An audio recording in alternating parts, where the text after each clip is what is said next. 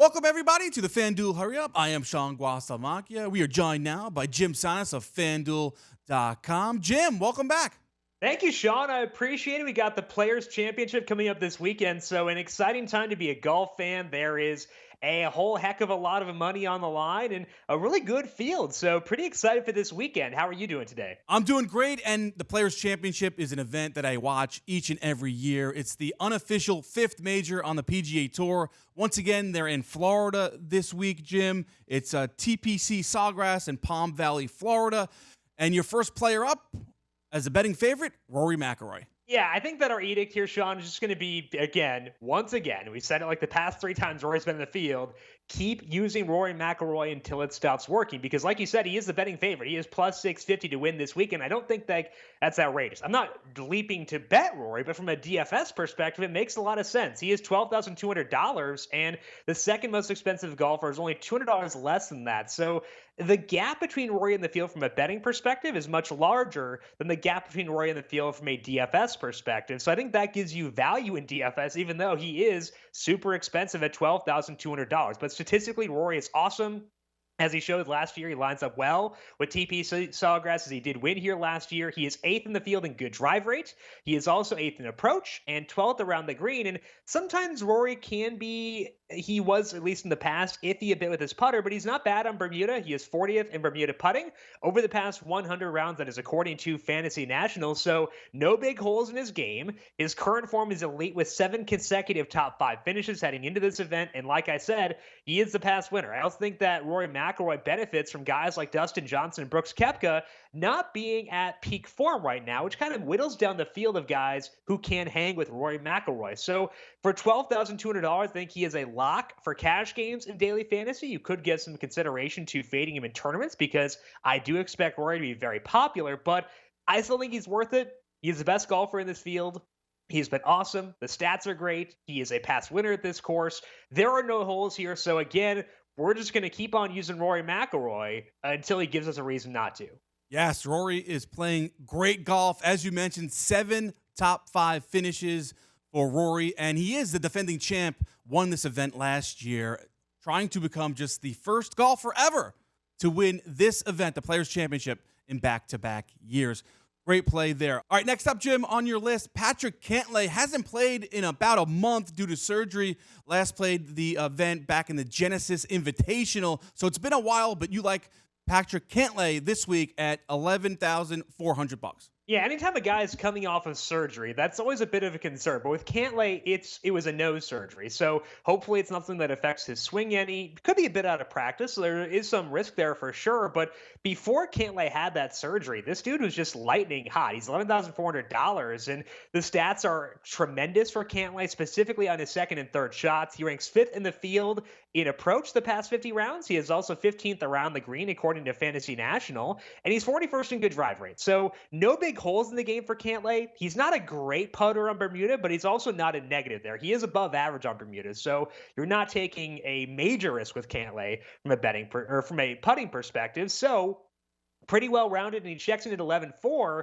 And it looks like Bryson DeChambeau's probably going to be pretty popular this week, which could draw some eyes away from a guy like Patrick Cantlay at $11,400. Now, Cantlay did miss the cut here last year, but he was top 25 each of the 2 years before that, so he can get around this event, and he was awesome from a finishing perspective over the summer and then translating over into 2019 as well. So Patrick Cantlay, the stats line up well. He has had really good approach play numbers recently.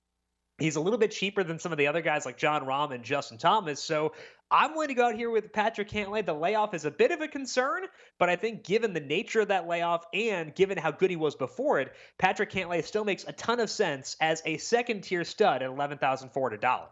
Yeah, Jim, Patrick Cantlay last played February 16th at the Genesis Open Invitational, as we mentioned, due to no surgery. He hasn't played since, but he did finish 17th in that event, has been playing well, as you noted. Next up on your list, Marc Leishman, fresh off second place at the Arnold Palmer Invitational.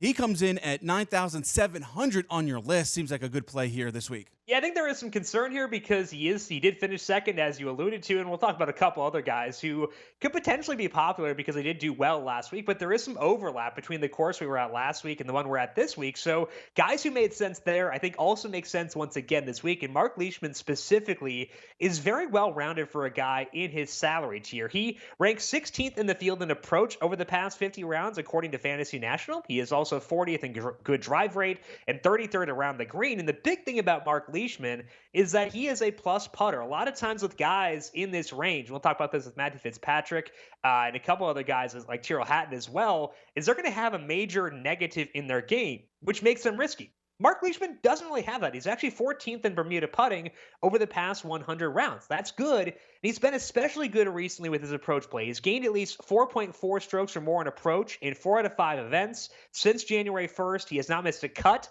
since the Northern Trust last year. So I think that Marc Leishman brings you a lot of safety, which I value in this tier at $9,700. But as he showed last week, he's also got upside. So yeah, it feels a bit point chasey to go at guys like Marc Leishman, like Matthew Fitzpatrick, and like Tyrrell Hatton, given what they did last week. But I still think there is reason to buy into all of those guys individually. Leishman, well-rounded, $9,700, and checks a lot of boxes. So despite the fact it does feel a bit weird to go at a guy who just had such a good event, I'm going to be going there with Marc Leishman this weekend. Marc Leishman at $9,700. A little further down the list, you have Matthew Fitzpatrick at $9,200. The Englishman tied for 9th at the Arnold Palmer Invitational, so playing some great golf. Why do you like him this week? Yeah, when you look at the finishes, that 9th place finish for Fitzpatrick is definitely going to stand out, but he had been playing pretty good golf leading into that event too. So I think he's kind of similar to Leishman, where it's not point chasey to go after him just because he had that one big event. Matthew Fitzpatrick actually has not missed a cut since last June, and a lot of those events have been majors, tougher fields on the Euro Tour, tougher fields recently on the PGA Tour as well. So he's playing against good competition, but still making cuts. He ranks 7th in this field in good drive rate over the past 50 rounds. He is 42nd in approach and also 53rd around the green. The other thing here we like with Fitzpatrick is similar to Leishman. He is a good putter in general, but actually Bermuda is his best surface by a pretty wide margin. He ranks 12th in the field in Bermuda putting over the past 100 rounds. So I think that with Fitzpatrick, you're getting a guy who's a bit underpriced. It is a tough field for sure, but he's been golfing well for a long time now against tougher fields, and the stats back it up. So I think Fitzpatrick is someone who brings both safety and upside for $9,200. He's been really good even before the Arnold Palmer Invitational, and he seems to fit well with this course where distance is not as much of a prerequisite for success. So Matthew Fitzpatrick, similar to Marc Leishman, where he's very well-rounded, especially for his salary. And that's exactly what I want when I'm trying to find value plays to go with a guy like Rory McIlroy. Speaking of value plays, your next golfer up at $9,000, fresh off his first PGA Tour win. Of course, we're talking about Englishman Tyrrell Hatton, who won the Arnold Palmer Invitational last week.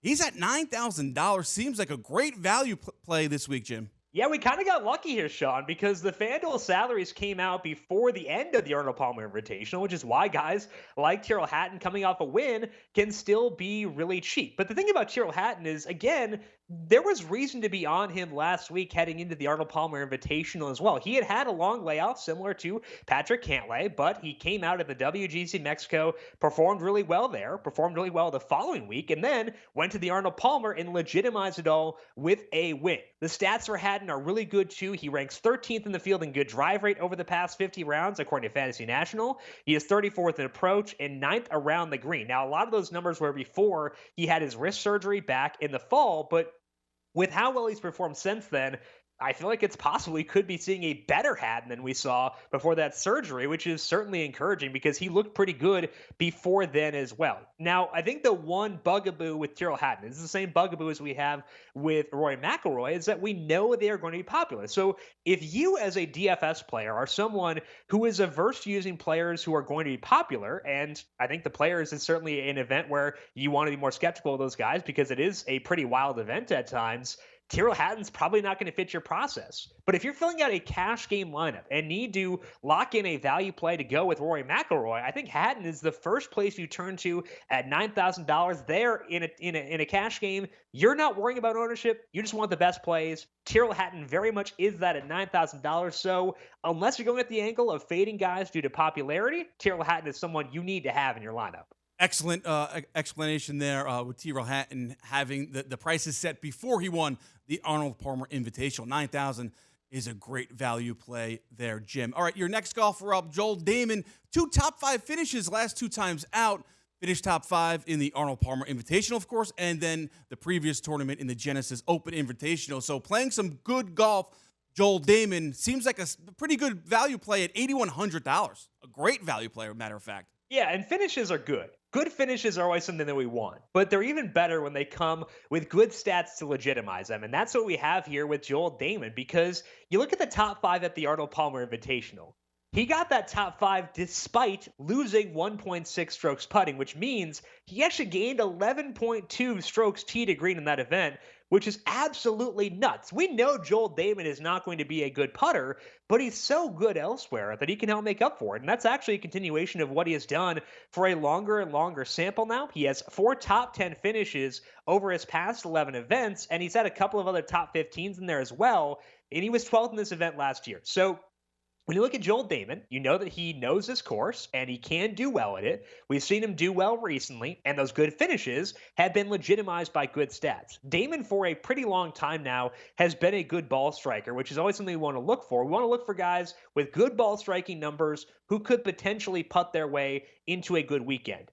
With Damon, I'm not going to count on the putting. But at $8,100, he doesn't really need to putt well to pay off, as he showed last week at the Arnold Palmer. So as long as he is not a major detriment on the greens, I would expect Joel Damon to be a pretty good DFS play. As you said, $8,100 is a really nice salary. Really helps you get to guys like Patrick Cantlay and Rory McIlroy. So Joel Damon, legitimate good finishes, backed up by stats recently. That allows us to buy in with a salary of $8,100.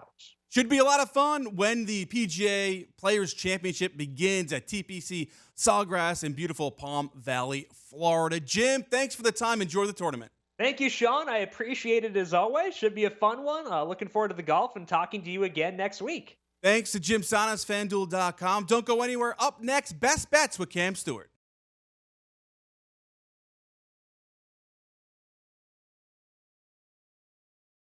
Welcome back to the FanDuel Hurry Up. We are joined now by Cam Stewart of SportsGrid with his best bets for the Players Championship this weekend, TPC Sawgrass in Florida. Cam, what's going on? What's happening, Sean? I'll tell you, man, it's going to be a great tournament this week. We love the TPC. Very, very dangerous. Lots of water. This is one of my favorites. I got to tell you guys, the Florida swing has been fantastic. I'm sick and tired of these guys winning at 30, 35 under in California. Pebble Beach is beautiful, but the scores, man, these guys are blowing up the scoreboard. Here in Florida, 4 under, 5 under. Like, the courses are killing these guys. They're really grinding, and it's been some of the best golf we've seen, and I expect great things at the Players this week. All right, Cam, let's get to your best bets. Jon Rahm, 13-1. We did not see him last week, the world's number 2 at the Arnold Palmer Invitational. He last played at the WGC Mexico Championship, tied for 3rd. He's in play, 13-1. Why do you like Rahm this week? Oh, I'll tell you guys. Take a look at this. Second, 9th, 3rd. You want to talk about consistency, how the sun comes up in the morning? That's Jon Rahm. This guy also horse for the course. When he played at the Players 56-hole lead, he made a couple of mistakes down the stretch that cost him that tournament. I expect better things this time. That is a good price. When you're talking about chalk, you know, you can have Rory McIlroy at 6-1, or I can have Jon Rahm, who I like a lot more, at 13-1. Watch out for this guy. He loves Florida golf. He's so consistent, always a top 10 machine. If you don't like him to win, guys, top 5, top 10 for sure. Jon Rahm will be there on Sunday. Give him to me at 13-1. All right, another hot golfer right now, Sungjae from South Korea, 25-1. He won the Honda Classic, Cam, and he was tied for 3rd at the Arnold Palmer Invitational last week. Playing some good golf, 25-1. He's another one of your best bets this week. Oh, it's unbelievable. Sungjae Im has come on tour. The guy's one of the best ball strikers, tee to green. It's unbelievable. He could have won many more times, but he had problems with the putter. He finally got it figured out at the Honda. I love Sungjae Im. He will play fine in the wind. Ball striking is key at the course at the Players at Sawgrass. You have to be crisp. You have to be able to play in the wind. This kid has everything. He checks all the boxes, and at 25-1, one of the hottest golfers on tour, he's on fire. Give him to me, man. I love this pick. All right, next up, your former world's number 1, Adam Scott. He did not make the cut at the Arnold Palmer Invitational, but at 30-1 seems like a great value play for this week's TPC Sawgrass. Yeah, it is a very good value play. Think about Adam Scott, 30-1, no worse than 12th at this tournament the last 4 years. A model of consistency. Again, you have to find ball strikers here. Adam Scott is my guy. I can't believe he's 31. That's actually a great price. I'd have him in the 22 to 25 range. I see a little bit of value because of the good players in this tournament, but I love Adam Scott this week. Aussies can play in the wind. Watch out for Adam Scott, 30-1. I expect him to be there too. Love him for a top 10. Now, some of your players that are a little bit further down the list, Daniel Berger. He was last played at the Honda Classic, did very well there. Cam, he was tied for 4th at the Honda Classic. 70-1 seems like a good shot to take. Oh, yeah, Daniel Berger, too. Since injury, the guy's been great. Berger time, fellas, 70-1. I like Berger's. I'm going to take Berger this week. Look at his results. 9th, 5th, 4th. He's coming in really good form, too. Plays Florida well. Also, a Florida State Seminole. That's good, too. He knows Florida golf. He's a hometown guy. I love him this week. I think 70-1 is an amazing price with Daniel Berger. I think he can win this tournament. So when I saw that price, guys, my eyes lit up. I love Daniel Berger at 70-1. Hot player, plays well at this course. He'll do fine. How about a longer shot at 125-1? That's Kevin Kisner. Missed the cut at the Arnold Palmer Invitational last week, but at 125-1, why not take a shot with Kevin Kisner? Yeah, Kevin Kisner, it's one of these things, guys, horses for courses, and he has a good track record here. He's finished second in the playoff before. He's always been around. And sometimes to get a little bit of confidence back, you need to go to a familiar place, and he loves TPC Sawgrass. So Kisner, not in the best form, but one thing that he does is he keeps the ball in play. If he can get that putter rolling, I like Kisner. Amazing price at 125-1. We usually find him around 50 or 60-1, but due to form, we're getting more value on him. Watch out for Kevin Kisner, the Georgia Bulldog. He could be lingering. 125-1 is a great price. Let's go a little further. 150-1. Sung Kang finished tied for 9th at the Arnold Palmer Invitational. 150-1. Why not take a shot, right? We're blowing it up, guys. Sung Kang, watch out. 2nd, 9th. Are you kidding me? You're giving me 150-1 price on a guy that's a top 10 machine? Nobody's figuring out Sung Kang has a really good game. He's been very close to winning. He loves Florida golf. As I mentioned, top 10s in both tournaments and almost won, finishing 2nd a couple weeks ago. I got to take a shot. Guys, there's going to be some flyers in this tournament, and Sung Kang at 150-1, it puts you in a nice position over to the weekend to hedge if you got him. I love that price, fellas. Watch out for Sung Kang. He could really blow it up this weekend. Love the list there, Cam. The unofficial 5th major on the PGA Tour, the Players' Championship this week at Sawgrass, TPC Sawgrass in Palm Valley, Florida. Thanks for the time, Cam. Best of luck with your best bets. Yeah, let's nail one. It'd be great so I can come visit you guys. For Jim Sanas and Cam Stewart, I'm Sean Guasamakia. We'll see you next time on the FanDuel Hurry Up.